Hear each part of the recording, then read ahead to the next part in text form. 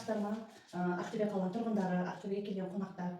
Бізде мына Тимурға 2025 жылы наурыз айында жолдасыма операция деп айтылған болатын, беліне. Біз МРТ-мен бәрімен келдік. Осы жерден жүре алмай еңбектеп келген жолдасым тек бір сеанста жүріп кетті Тимурдан. Алғысымыз шексіз отбасымыздан, айналада достарымызға, тума-туыстарымызға, бәріне біз Тимурды айта жүреміз үнемі. Одан кейін балам Астанадан келіп, сол тізесін ауыртып алып еді.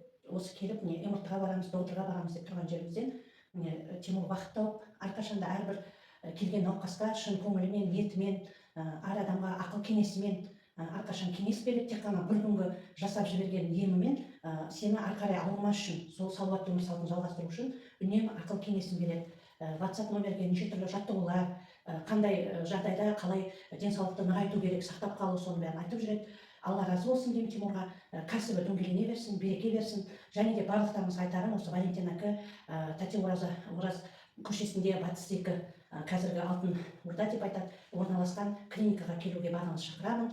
Біздер ешкімнің айтуымен, мақтауымен емес, өзіміз осылай мартта жүре алмай қалып, Инстаграм парақшасынан көріп, танымай 25 жыл мартта келген болатынбыз.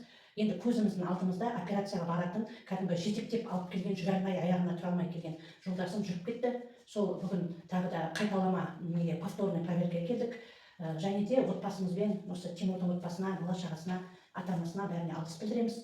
Енді әр дәрігер өзі табиғи, айтады орысша айтқанда, врач от Бога деп. Сондай Алланың берген табиғи таланты деп ойлаймын, бойындағы қасиеті. Сол адамдарға сол қасиетімен жақсылық, денсаулық сыйлай бер.